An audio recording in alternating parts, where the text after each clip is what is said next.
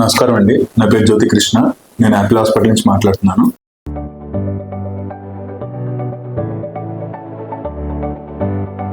ఇవాళ మనం మాట్లాడుకోబోయే టాపిక్ వచ్చేటప్పటికి ఏవియన్ ఆఫ్ ద హిప్, అంటే తుంటి ఎముకకి సంబంధించిన డిసీజ్ గురించి మాట్లాడుకోబోతున్నాం. ఏవియన్ ఆఫ్ ద హిప్ అంటే ఏమవుతుందంటే, మన ఏదైతే హిప్ జాయింట్ ఉందో ఆ హిప్ జాయింట్ కి ఎప్పుడైతే బ్లడ్ సప్లై అనేది తగ్గిందో ఆ జాయింట్ యొక్క సర్ఫేస్ కానీ ఆ జాయింట్ కి సంబంధించినవి డ్యామేజ్ అవడం అట్లా జరుగుతుంటది. ఈ ఏవియన్ మెయిన్ గా రావడానికి కారణాలు ఏంటి? కారణాలు వచ్చేటప్పటికి మెయిన్ గా మందు తాగే వాళ్ళకి, స్మోకింగ్ చేసే వాళ్ళకి, ఎక్కువ కొలెస్ట్రాల్ ఉన్న వాళ్ళకి, మన ఫ్రైడ్ ఫుడ్స్ అట్లాంటి వాళ్ళు తినే వాళ్ళకి మోస్ట్ కామన్ గా ఏవియన్ వచ్చే ఛాన్సెస్ ఉంటుంది. రీసెంట్ గా మనకి కోవిడ్ అనేది వచ్చిన తర్వాత ఆ టైంలో ఎక్కువ మంది, చాలా మంది మన ఇమ్యూనిటీకి ఇలా ఫీవర్ అయితే తగ్గడానికి ఎక్కువ చాలా మంది స్టెరాయిడ్స్ వాడడం కూడా జరిగింది. ఈ రీసెంట్ టైంలో ఈ కోవిడ్ రావడం వల్ల ఈ స్టెరాయిడ్స్ యూసేజ్ ఎక్కువ ఉండడం వల్ల కూడా ఈ ఏవియన్ ఆఫ్ ద హిప్ అనేది రావడం చాలా కామన్ గా జరుగుతుంది. So avian of the hip రావడం వల్ల మనకి ఏమి ఇబ్బందులు వస్తాయి పేషెంట్ ఏమవుతుందంటే, పేషెంట్ యొక్క హిప్ జాయింట్ యొక్క మొబిలిటీ అనేది తగ్గిపోవడం, మనకి సర్టెన్ రేంజ్ ఆఫ్ మూవ్మెంట్స్ అని ఉంటాయి, అవి రేంజ్ ఆఫ్ మూవ్మెంట్స్ అనేది తగ్గడం,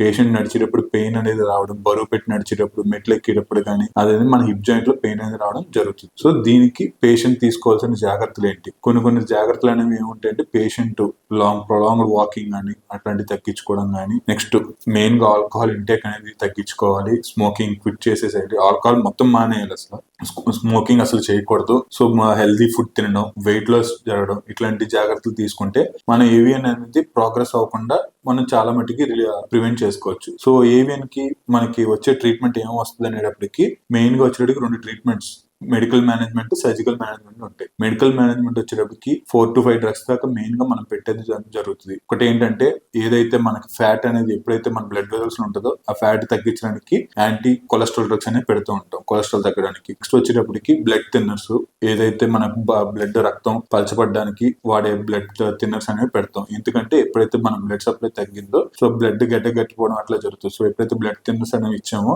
మనకి ఆ జాయింట్ దగ్గరికి బ్లడ్ ఎక్కువ వెళ్ళడం కానీ అట్లా జరుగుతుంది. సో బ్లడ్ థిన్నర్స్ ఒకటి పెడతాం. నెక్స్ట్ వచ్చేటప్పటికి వాసోడైలేటర్స్, మనకి ఏవైతే బ్లడ్ వెజల్స్ ఉంటాయో అవి ఎక్కువ మనకి వాటర్ పైపులు ఉంటాయి. సో అది ఎప్పుడైతే థిక్గా ఉన్నా సరే బ్లడ్ అనేది సరిగ్గా అలా పోకుండా జరుగుతుంది. సో దానికి ఏంటంటే వాసోడైలేటర్స్ అంటే ఎప్పుడైతే బ్లడ్ వెజల్ ని వాయడం కానీ, బ్లడ్ వెజల్ ఎక్స్పాండ్ అవడానికి ఏదైతే మనకి బ్లడ్ శాంపిల్స్ ఉంటాయో, టాబ్లెట్స్ ఉంటాయో మనం పెడతాం. సో దీని వల్ల పేషెంట్ కి అనేది ఒక మెడికల్ మేనేజ్మెంట్ వరకు ఇది మేనేజ్ చేసుకుంటూ వస్తాం.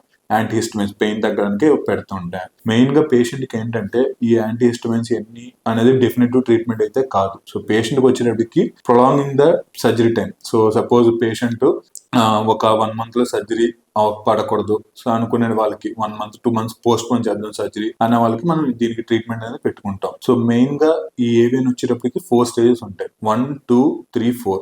3లో 3A 3B ఉంటాయి. ఎప్పుడంటే 1, 2, 3A వరకు మనం మెడికల్ మేనేజ్మెంట్ అనేది ట్రై చేయొచ్చు. ఎప్పుడైతే 3B and 4కి వచ్చిందో కంపల్సరీ సర్జికల్ మేనేజ్మెంట్ దాకా వెళ్లాల్సి వస్తుంది. సో సర్జికల్ మేనేజ్మెంట్స్ లో ఏమేమి ఉంటాయి? సర్జికల్ మేనేజ్మెంట్స్ లో కూడా మనకి రీసెంట్ గా వచ్చినప్పటికీ రేడియో ఫ్రీక్వెన్సీ అబ్లేషన్ అనేది పెయిన్ తగ్గడానికి, నెక్స్ట్ PRP ఇంజెక్షన్ అనేవి ఎప్పుడైతే మనకి హిప్ జాయింట్ లో డ్రిల్లింగ్ అనేది చేసి, అదే కోర్ డీప్ కంప్రెషన్ లాంటిది చేసి PRP ఇంజెక్షన్ చేయడం వల్ల సో అక్కడ జాయింట్ యొక్క సర్ఫేస్ అనేది స్మూత్ అవడం కానీ అట్లా జరిగేదానికి ఆస్కారం ఉంది. ఇది 100% డెఫినెటివ్ ట్రీట్మెంట్ కాదు, కానీ మనకి ఏదైతే ప్రొలాంగింగ్, కొంతమందికి జాయింట్ ఆపరేషన్ వద్దు, మనకి ఉన్న జాయింట్ మార్పించుకోకూడదు అనుకున్న వాళ్ళకి ఏంటంటే ఇది one of the treatment of choice. వాళ్ళకి ఇది 100% ఏదైనా సర్జరీ మనకి రాకూడదు, మనకి పడకూడదు అనే వాళ్ళకి సర్జరీ మనకు వద్దు, కొంతమందికి కాంప్లికేషన్స్ ఉంటాయి, like they are not fit for surgery అనే వాళ్ళకి మనం ఇది ట్రై చేయొచ్చు. PRP and radio frequency ablation అనేది ఎప్పటికీ మనం ట్రై చేయొచ్చు. నెక్స్ట్ వచ్చేటప్పటికి రీప్లేస్మెంట్.